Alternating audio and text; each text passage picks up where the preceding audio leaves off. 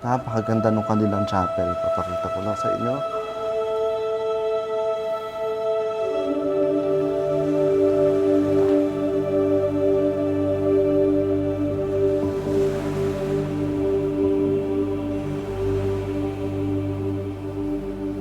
So, nandito tayo ngayon sa loob ng kapilya ng mga Trinitarians dito sa Parañaque.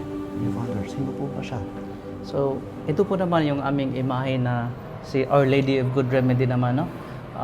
Isa din po itong matandang imahe, no? O depiksyon ng Mama Mary sa amin.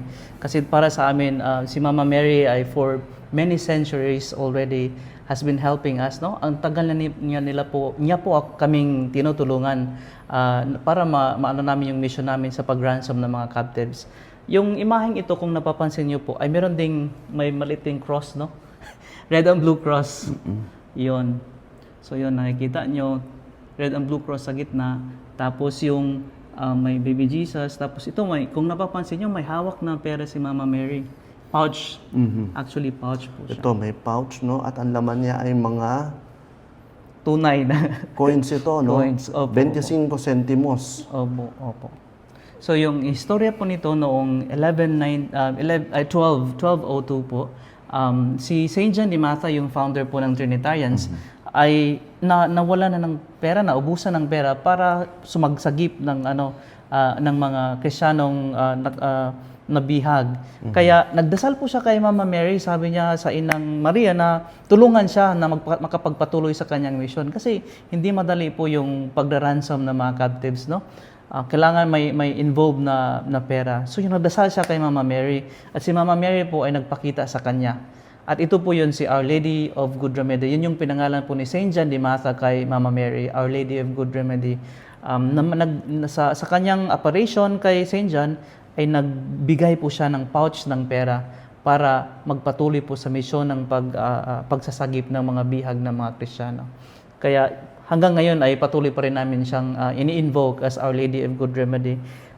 Sa mga financial needs, yun, pag may mga pangangailangan, maganda po yung salitang remedy kasi lahat ng mga pangangailangan natin na ating kinakaharap, ikaw may financial needs, nahihirapan ngayon sa iyong mga sa pera, o may mga spiritual needs ka rin or psychological needs, yung asking the intercession of Our Lady of Good Remedy to give you remedy in whatever you are facing and struggling right now in your life. So mahalaga po ito po yung namin sa Our Lady. Sa Tagalog po ay pinangalanan Buen Remedio. ang pangalan niya po ay Ina ng Buen Remedio. Tanggalin natin. Father, meron ng may Good Remedy din, Our Lady of Good Remedy. Saan nga po ba sa Pilipinas? Sa Pilipinas din po, may Remedies Parish na, no? Kung naalala nyo po, meron sa Malate yung Our Lady of Remedies Parish. Recently, nung kapistahan din nila, no? One of the 9-day novena masses, nag-celebrate po tayo doon. Ako po ay nakapag-celebrate ng mass doon para lang magkaroon ng connection yung historia nila at saka yung aming Our Lady of Good Remedy kasi tinitrace po nila yung history ng Our Lady of Good Remedy sa Our Lady of Good Remedies ng mga Trinitarian. At na-explain ko nga po yung connection nila na ito'y tungkol sa pagsasagip at pagiging ina ng remedios na ni Mama Mary sa lahat ng ating mga pangangailangan. So, at maliban din doon po, minsan ako po'y nung kamakailan lang, ako'y napunta po sa Pampanga. Di ba yung main patroness din nila po ay Remedies din. Sabi nga po ni Bishop, ay hindi namin alam kung saan nanggaling yung history ng Remedies, yung title ng Remedies.